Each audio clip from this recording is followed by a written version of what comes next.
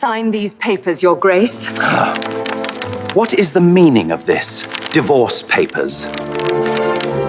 Gaslight flickered across diamonds and silk as the Duke of Clarendon entered his own ballroom, his arm brazenly entwined with his mistress, while high society gasped, waiting for the Duchess to shatter.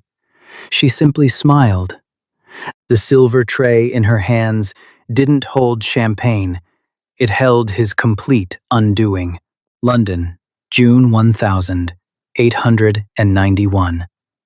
The height of the season was always a theater of cruelty, but tonight the stage was set for a masterpiece.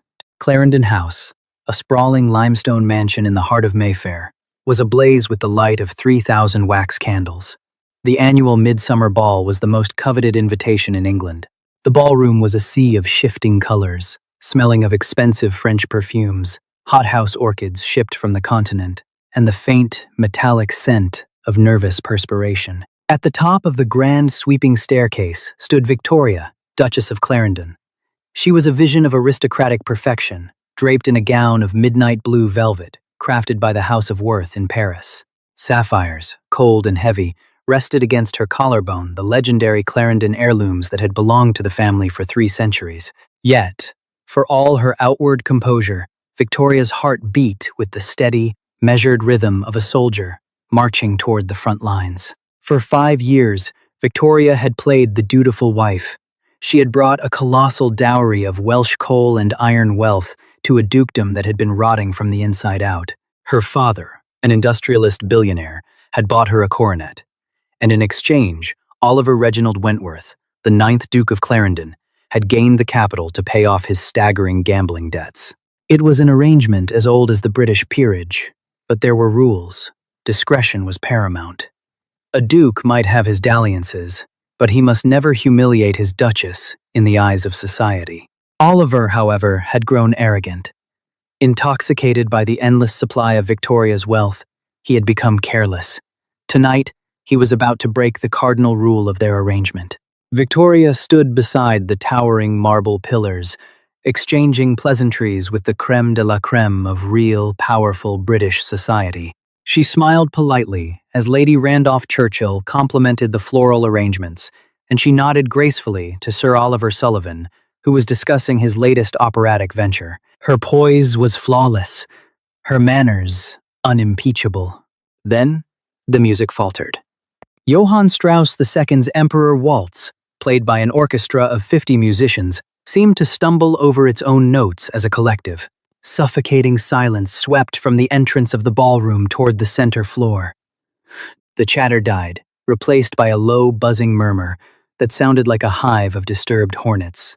Victoria did not need to turn her head to know what had happened. She could feel the sudden, burning weight of 500 pairs of eyes snapping toward her, assessing her, pitying her. Descending the grand staircase, arriving a full hour after his own ball had commenced, was Oliver. He was undeniably handsome, with the sharp, aristocratic features of the Wentworth lineage, his dark hair swept back, his evening tails impeccably tailored. But it was not his late arrival that had silenced the room. It was the woman clinging possessively to his left arm. Lady Arabella Hastings. She was a known society widow, famous for her emerald green eyes, her scandalous Parisian habits, and her complete lack of moral compass. Arabella was dressed in a gown of scandalous crimson silk that dipped dangerously low, a stark and deliberate contrast to Victoria's dignified blue. More damning than the dress, however, was the necklace resting on Arabella's chest. It was a flawless ruby pendant, a piece Victoria instantly recognized from the Clarendon family vault. Oliver had taken a family heirloom and draped it over his mistress's neck for all of London to see. The audacity of it was breathtaking. A duke flaunting his mistress was one thing. Parading her into his own home, past his own wife, at the most important social event of the year, was an act of social execution. Whispers erupted like wildfire. Near the orchestra, Lady Margaret Cavendish leaned behind her feathered fan, her voice carrying over the silence. Good heavens, he has brought the Hastings woman into Victoria's own home. The absolute cruelty of it. Nearby, Lord Nathaniel Rothschild, a close associate of Victoria's late father, stiffened, his eyes narrowing in undisguised disgust at the Duke's behavior. Oliver paraded Arabella down the stairs, a smug, indolent smirk playing on his lips. He was completely confident in his supremacy. In his mind, Victoria was merely the bank. She was the quiet, obedient industrialist's daughter who would swallow this humiliation just as she had swallowed his long absences, his drunken rages, and his endless demands for more money. He expected her to turn away, to flee to her chambers in tears, or perhaps to simply stand there and take it, cementing his absolute dominance over her. Arabella looked toward Victoria, her red lips curving into a victorious, feline smile. She tightened her grip on Oliver's arm, stepping onto the ballroom floor, as if she were the Duchess herself. Victoria did not run. She did not cry. Instead, a profound, icy calm settled over her. The years of silent suffering, the bruised wrists hidden beneath silk gloves, the lonely nights, and the crushing weight of public pretense, all of it crystallized in that single moment into a weapon of pure, unadulterated resolve. She caught the eye of a quiet, unassuming man standing in the shadows near the entrance to the conservatory, Mr. Charles Abernathy, her family's most trusted senior solicitor. He had been waiting all evening, a discreet leather portfolio tucked under his arm. Victoria gave him a single, barely perceptible nod. It was time. The orchestra, terrified of the silence, hastily picked up the waltz again, but no one was dancing. The guests formed a wide, suffocating circle, parting like the Red Sea as Victoria began to walk toward the center of the room. Her steps were measured, her spine straight. The midnight blue velvet of her train swept silently across the polished parquet floor. Every breath in the room seemed suspended. Oliver, seeing her approach, puffed out his chest. He prepared a condescending remark, fully intending to introduce Arabella to his wife in a display of ultimate humiliation. "Ah, Victoria," Oliver drawled, his voice loud enough to carry to the farthest corners of the room. "I believe you are acquainted with Lady Arabella. She found herself without an escort this evening, and I, being a gentleman, could hardly leave her stranded in Mayfair." Arabella offered a mock curtsy, her eyes glittering with malice. "Your Grace, your ball is charming, so delightfully provincial in its efforts." Victoria stopped exactly 3 feet from them. She looked at Arabella for a fraction of a second, not with anger, but with the cold, detached interest one might give a mildly irritating insect. Then, her gaze shifted to her husband. "Oliver," Victoria said, her voice entirely devoid of emotion. It was not a scream. It was not a whisper. It was a perfectly modulated tone that cut through the music like a diamond slicing glass. "I am so pleased you decided to join us. It saves me the trouble of seeking you out at your gentlemen's club tomorrow morning." Oliver frowned, slightly thrown by her composure. "Trouble? What are you prattling on about, Victoria? Go, see to the guests." "I am seeing to my most pressing business right now," Victoria replied. From behind her, Mr. Abernathy stepped into the light. The presence of a solicitor in a drab black suit amidst the colorful splendor of a high society ball was jarring. He stepped beside the Duchess, holding out a heavy, cream-colored envelope sealed with thick red wax. Victoria took the envelope. Without a moment's hesitation, she pressed it flat against the chest of her husband's immaculate tailcoat. Oliver reflexively brought his hand up to grab it, his brow furrowing in confusion. "What in God's name is this?" he hissed, aware that the eyes of Prime Minister William Gladstone and dozens of influential peers were fixed squarely upon them. "Those, Oliver, are divorce papers," Victoria said clearly. The word dropped like a bomb. Divorce. In 1891, it was the ultimate taboo. It was social ruin. Under the strict Matrimonial Causes Act, a woman could not simply divorce her husband for infidelity. She had to prove adultery, compounded by extreme cruelty or desertion. It required dragging the darkest, most vile secrets of a marriage into the merciless light of the public courts. No duchess in her right mind would ever initiate such a scandal. Oliver's face flushed a deep, mottled purple. He let out a harsh, incredulous laugh. "Have you lost your mind? You cannot divorce me. I am the Duke of Clarendon. I own you. I own everything you have." "You are mistaken," Victoria said, her voice ringing with newfound authority. "You own the title, but as of an hour ago, you own absolutely nothing else." She took a deliberate step closer, lowering her voice so that only he, Arabella, and the nearest circle of eavesdroppers could hear the exact specifics of his ruin. "Within that envelope, you will find sworn affidavits from the private investigators I hired to track your movements for the past 8 months. They have documented every sordid hour you spent in Lady Arabella's townhouse, as well as your visits to the opium dens in Whitechapel." Arabella gasped, her face draining of color as she suddenly realized she was not the victor in this game, but collateral damage. Furthermore, Victoria continued relentlessly, "You will find the medical reports from my physician detailing the broken rib and fractured wrist you gave me in November when I refused to sign over the Welsh coal deeds. Adultery and cruelty, Oliver. Perfectly documented for the High Court." Oliver's hands began to shake. "You stupid, hysterical woman! The courts will laugh you out. Your father's money."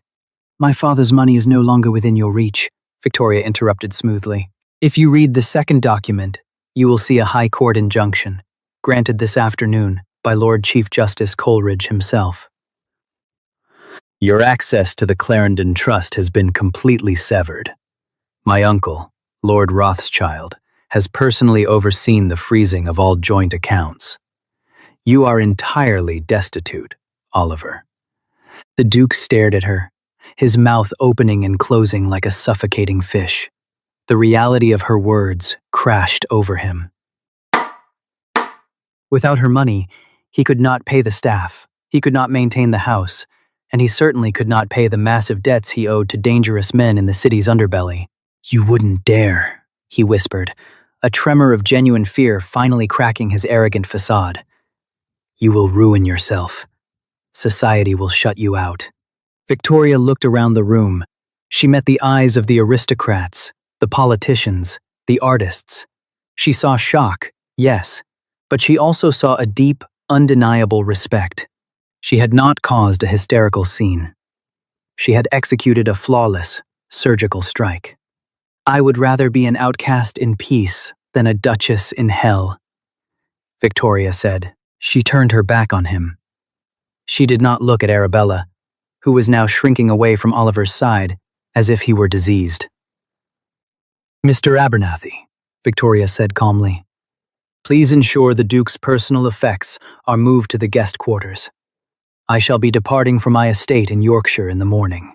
With that, Victoria, Duchess of Clarendon, walked out of the ballroom. The crowd parted for her in absolute silence. No one tried to stop her. No one whispered a word against her. They simply watched as a woman reclaimed her life, leaving a ruined duke standing in the center of his own glittering ballroom, holding the ashes of his empire in a cream-colored envelope. By dawn, the scandal had erupted across London like a ruptured steam pipe. Though explicit details of divorce filings were legally restricted from the press, the society gossip columns operated under no such constraints.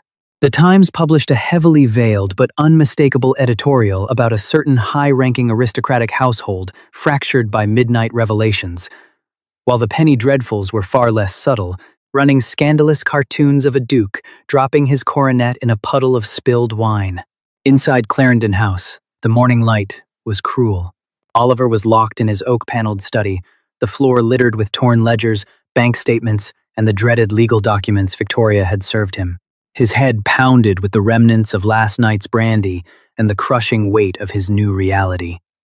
Victoria had not been bluffing. Every line of credit established under the Clarendon name had been severed. When he had sent his footman to the tailor on Savile Row that morning to demand a new morning coat, the man had returned with a polite but firm note, stating that his Grace's accounts were in arrears, and no further services would be rendered without cash. Cash. He had none. The entire estate was mortgaged to the hilt, propped up entirely by Victoria's Welsh coal dividends. "Oliver, you must do something!" Arabella's shrill voice cut through his despair. She was pacing the Persian rug, twisting a lace handkerchief in her hands. She had stayed the night, assuming she would wake up as the undisputed queen of the household, only to find the staff ignoring her bells and the kitchen refusing to send up breakfast. "Do what, exactly?" Oliver snapped, glaring at her with bloodshot eyes. "She has frozen the accounts. She had Rothschild pull the strings. The finest barristers in London are on her payroll." "You are a duke!" Arabella shrieked, her carefully cultivated Parisian charm evaporating into sheer desperation. "You have friends in Parliament. Go to the House of Lords. Tell them she is mad. Lock her in an asylum. You cannot let her take the money."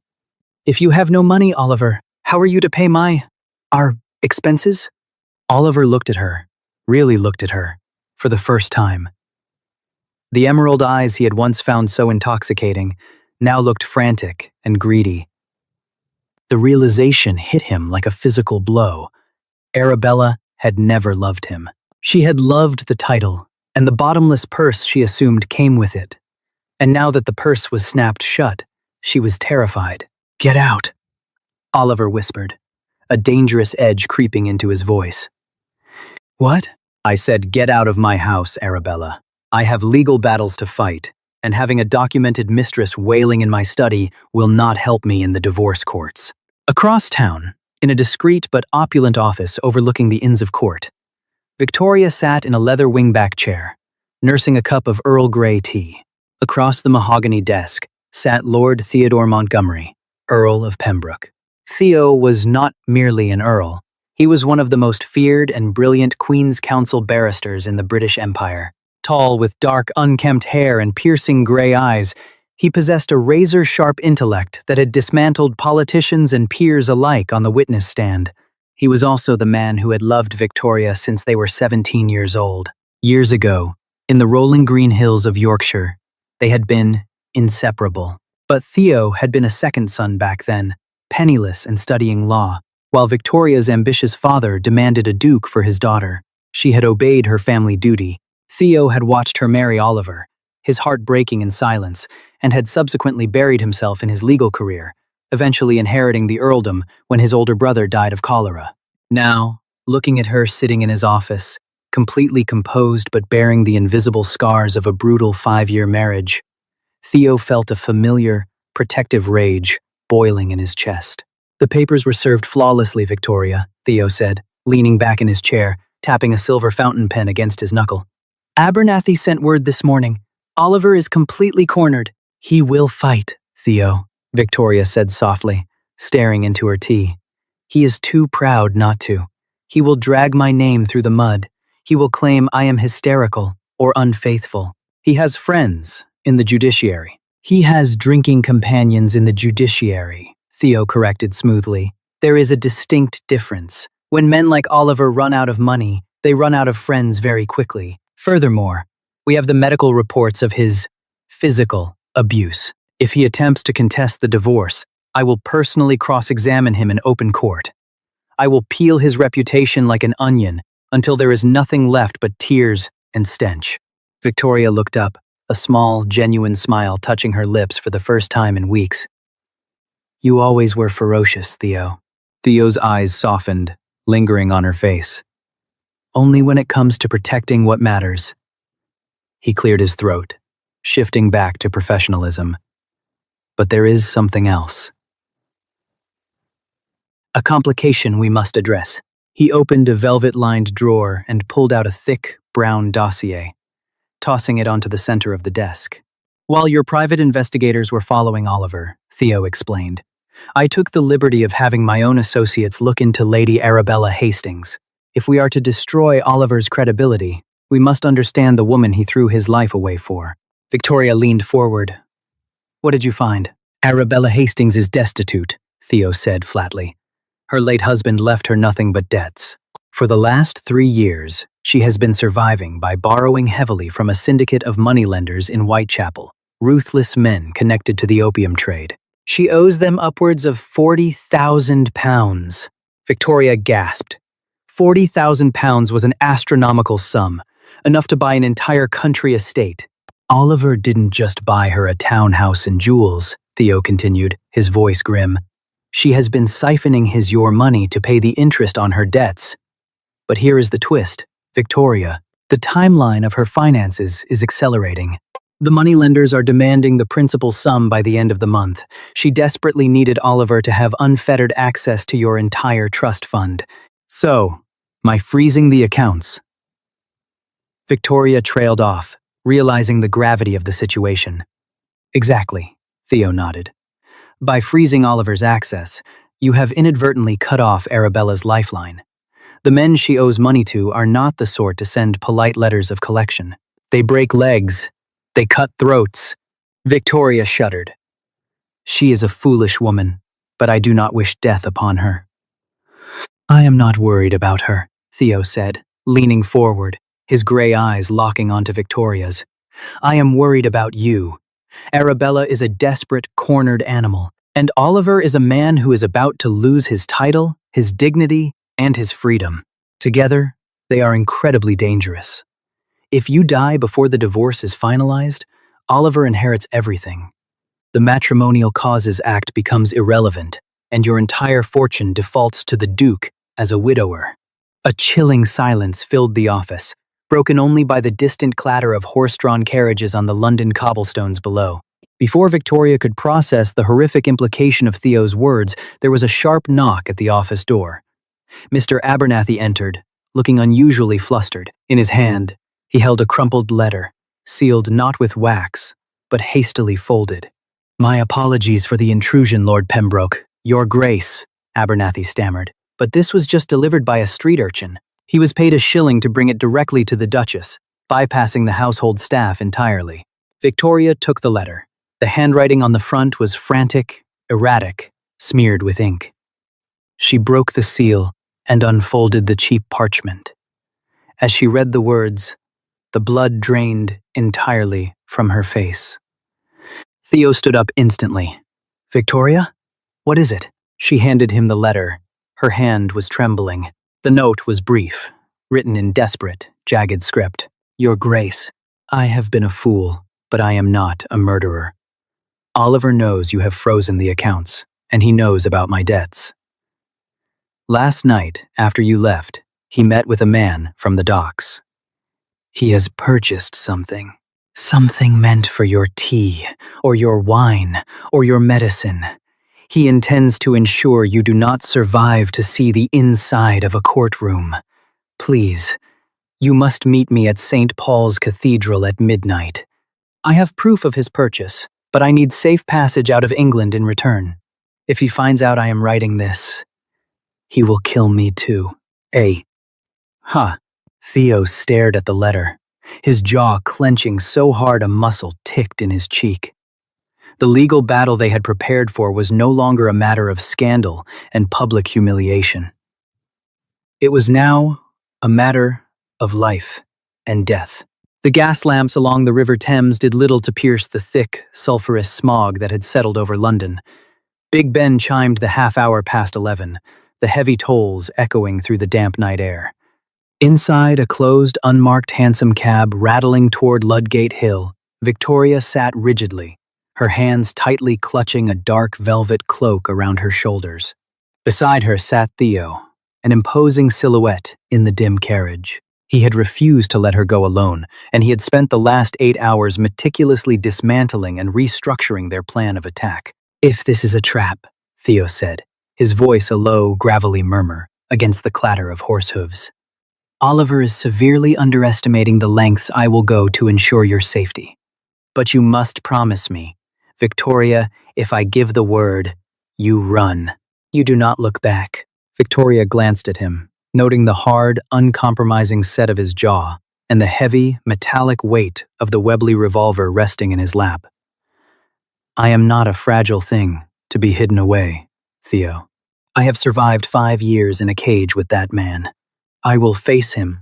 Theo's expression softened, just for a fraction of a second, before turning fiercely protective once more.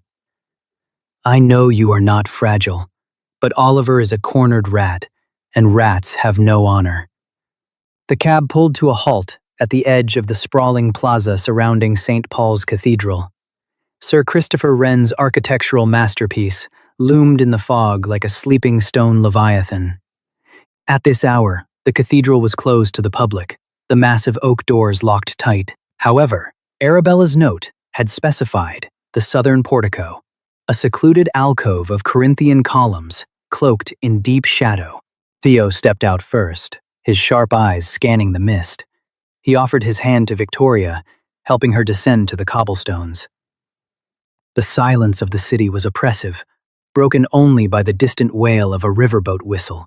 They moved together toward the portico, their footsteps muffled by the damp stone. As they approached the heavy columns, a frantic whisper hissed from the darkness. "Are you alone? Tell me you are alone!" Arabella stepped out from behind a marble pillar. The glamorous, arrogant mistress who had paraded through the midsummer ball 24 hours earlier was entirely gone. In her place was a terrified, shivering woman, clutching a tattered wool shawl over her head. Her face was pale, and her eyes darted frantically around the plaza. "We are alone," Victoria said smoothly, stepping forward while Theo remained a half-step behind, his hand resting inside his overcoat. "You said you had proof, Lady Arabella. Show it to me." Arabella's hands shook violently as she reached into her bodice and produced two items: a small, corked vial filled with a clear, odorless liquid, and a crumpled ledger receipt. "Aconite," Arabella choked out, thrusting the items toward Victoria, purchased from a disgraced apothecary in Spitalfields. "It causes the heart to simply stop." The coroner would rule it a sudden cardiac failure, brought on by the stress of the scandal. Oliver boasted about it to me this afternoon. He said once you were dead, the divorce proceedings would die with you, and he would inherit your entire fortune as a grieving widower. Victoria stared at the small glass vial. The sheer, calculated coldness of the plot sent a chill down her spine. Oliver had not planned to strike her in a rage. He had planned to murder her with quiet, chilling efficiency. "And why bring this to me?" Victoria asked, her voice steady. "Why not let him do it and reap the benefits of his newfound wealth?"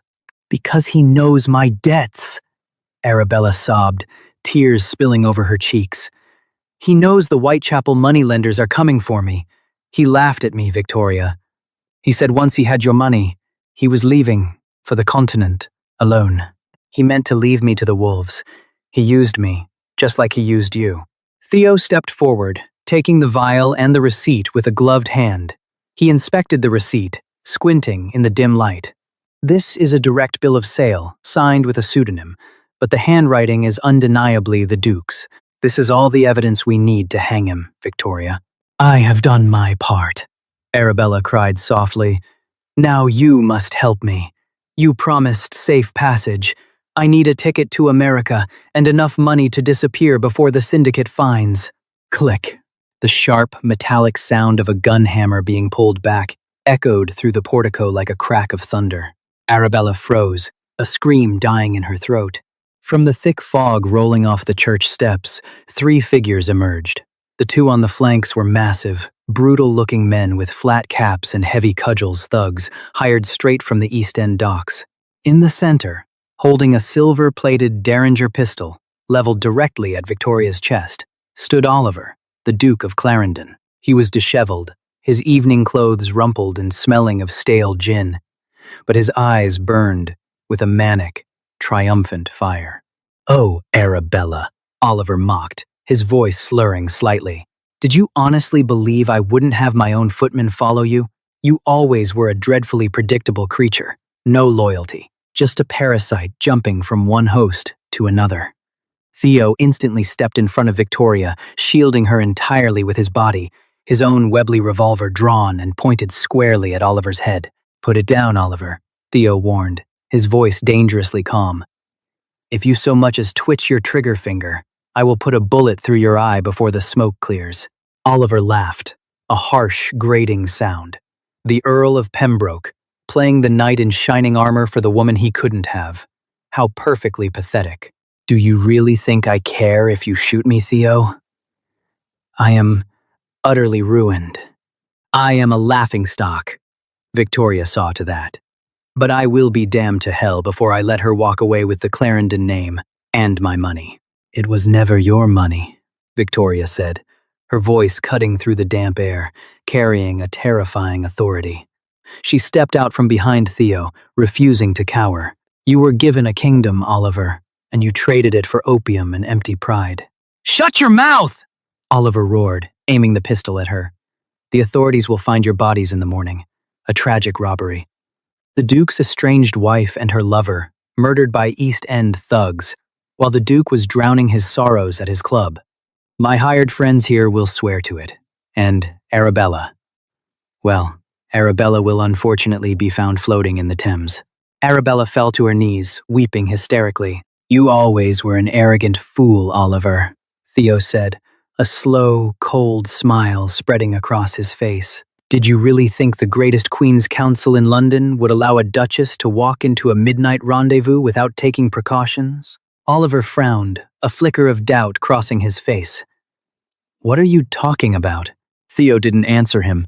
Instead, he raised his voice, shouting into the fog. Inspector Melville! I believe we have heard enough! Suddenly, the heavy shadows of the cathedral plaza came alive. From behind the marble columns, out of the sunken gardens, and from the surrounding cobblestone streets, a dozen men in heavy woolen coats emerged. The shrill shriek of a police whistle pierced the night, deafening in its intensity. Inspector William Melville, the legendary head of Scotland Yard's special branch, stepped into the gaslight, a squad of armed constables at his back. Drop your weapons! In the name of the Queen! Melville bellowed. The two hired thugs, realizing they were severely outgunned and had just walked into a trap meant for royalty, immediately dropped their cudgels and threw their hands into the air, falling to their knees. Oliver stood frozen, the derringer shaking in his hand. He looked at the dozen rifles pointed at his chest, then at Theo's unwavering revolver, and finally at Victoria. She stood tall, wrapped in her velvet cloak, looking at him not with fear, but with profound, absolute pity. It was a look that shattered the very last remnants of his aristocratic ego. It is over, Oliver, Victoria said quietly. Oliver's hand trembled. For a moment, it seemed he might fire anyway, choosing a blaze of suicidal glory. But the cowardice that had defined his entire life ultimately won out. With a pathetic, sobbing gasp, he dropped the silver pistol to the cobblestones. The constables swarmed him in seconds, slamming him against the cold stone of St. Paul's and snapping heavy iron cuffs around his wrists. As Oliver was dragged away, screaming obscenities into the London fog, Theo holstered his weapon and turned to Victoria. Without a word, he pulled her into a fierce, desperate embrace. Victoria buried her face in his heavy wool coat, finally allowing herself to let out a long, shuddering breath. The 5-year war was over. She had won. The fall of the House of Clarendon was not merely a scandal, it was an earthquake that reshaped the very foundations of British high society. The trial of Oliver Wentworth at the Old Bailey was the spectacle of the decade. The public galleries were packed to the rafters every single day. The Crown prosecution, utilizing the devastating evidence gathered by Lord Theo Montgomery, presented a flawless case of conspiracy and attempted murder. The aristocratic establishment, usually so eager to protect their own, abandoned Oliver entirely. Prime Minister Gladstone publicly condemned his actions, and it was quietly rumored that Queen Victoria herself had expressed profound disgust at the Duke's betrayal of his marital vows. Oliver was found guilty by a jury of his peers in less than 2 hours. He was stripped of his titles and sentenced to 20 years of hard labor in Newgate Prison, an unprecedented punishment for a member of the peerage. As for Arabella Hastings, Victoria kept her word. True to her aristocratic honor, Victoria provided the terrified mistress with a one-way ticket on a steamship to New York, along with a modest sum of cash, enough to escape the Whitechapel syndicate, but not enough to ever live in luxury again. Arabella faded into obscurity, a ghost of her former vanity. Because Oliver was convicted of a felony against her life, Victoria was granted an immediate, absolute decree of divorce by the High Court. completely bypassing the usual agonizing delays of the Matrimonial Causes Act. She walked out of the royal courts of justice not as a ruined woman, but as a heroine, a symbol of formidable strength. She had outsmarted a duke, exposed his treachery, and kept her father's industrial empire entirely intact. 6 months later, December 1891. The harsh, smog-choked streets of London were 1,000 miles away. Here, in the rolling, snow-dusted moors of Yorkshire, the air was crisp, clean, and smelled of pine needles and wood smoke.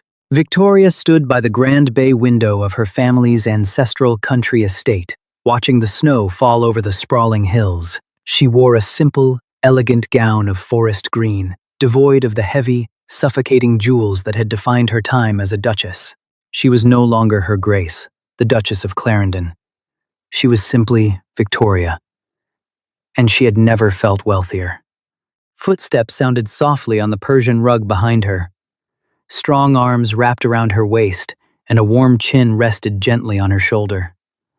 "The solicitors in London have finalized the sale of Clarendon House," Theo murmured, his voice a comforting rumble against her ear.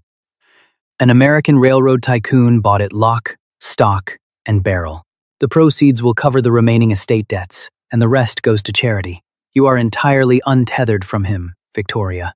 Victoria leaned back against Theo's chest, a profound sense of peace washing over her.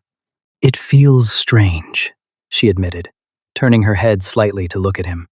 "For 5 years, my entire existence was a battle for survival. Now, it is quiet." Theo turned her around, taking her hands in his. His piercing gray eyes were entirely soft, filled with a devotion that had patiently endured for a decade. "You have won your war, Victoria," Theo said softly. "You never have to fight alone again. From now on, the only things we build are for ourselves." He reached into the pocket of his waistcoat and pulled out a simple, unadorned gold band. It was a stark contrast to the massive, oppressive Clarendon sapphire that had once weighed down her finger.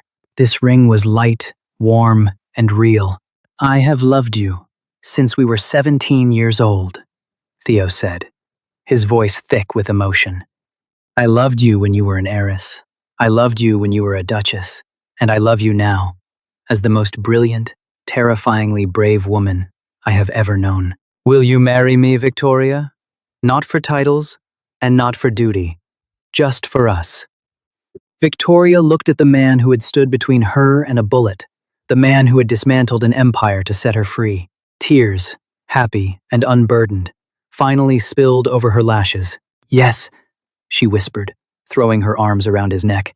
"Yes, Theo, just for us."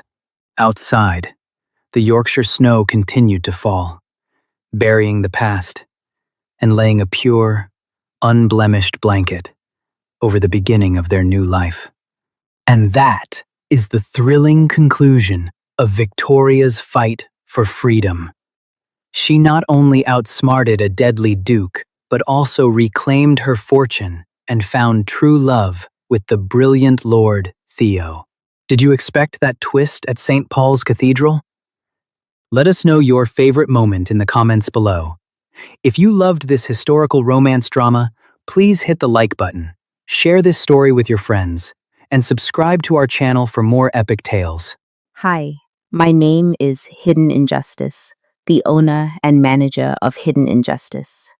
After watching the video, the Duke flaunted his mistress at the ball. The Duchess handed him divorce papers, and I'd really like to know what you think.